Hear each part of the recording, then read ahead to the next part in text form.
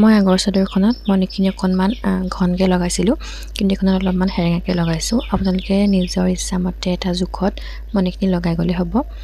আৰু যদি এম্ব্ৰইডাৰী বা এনেকুৱা চিলাই কাম আপোনালোকে কৰে তেন্তে মানে বস্তুটো এবাৰ চাই ল'লে বুজি পাব, কাৰণ ময়ো তেনেকৈ মণিখিনি লগাওঁতে ক'তো চোৱা নাছিলোঁ। মই চাদৰখন দেখিছিলোঁ মানে এনেকৈ মণি লগাই পিন্ধা, তেতিয়া মই আইডিয়া কৰিলোঁ চাগে এনেকৈয়ে লগাব।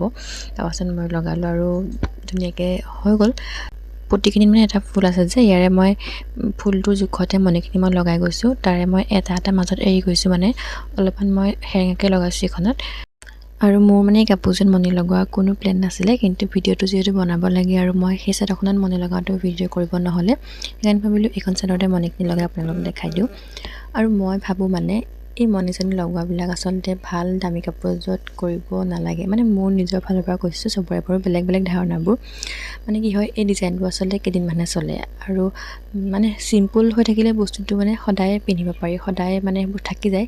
কিন্তু ডিজাইনবিলাক এটা মানে সময়ত চলে, ট্ৰেণ্ডিঙত চলে। মানে আজি মণি লগাটো চলিছে, হয়তো এমাহমান পাছত এইটো নচলিব পাৰে। কাৰণে মই ভাবোঁ যে ভাল পাটৰ কাপোৰযোৰ বা ভাল দামী কাপোৰযোৰত এনেকুৱা মণি চণি নলগালেই ভাল।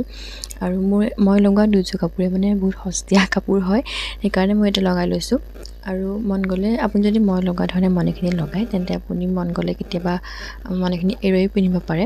কিন্তু যদি পাটৰ কাপোৰযোৰত আপুনি মণিখিনি লগাই লয়, কেতিয়াবা আকৌ আপুনি মানে চিলাইটো খুলিবলৈও মন নাযাব, যিহেতু পাটৰ কাপোৰযোৰ যথেষ্ট দামী থাকে। সেইকাৰণে চাদৰখনৰ মানে পাৰিখিনি লগাওঁতে ছাইডত অকণমান কাপোৰ ৰৈ যায় যে, পাৰিখিনি চিলাওঁতে সেই ছাইডেদি মানে বেজিটো ভৰাই গ'লেই হ'ব, আৰু তেনেকৈ মণিটো লগাই গ'লে হ'ব। আপোনালোকে ভালকৈ ভিডিঅ'টো চালে বুজি পাবই।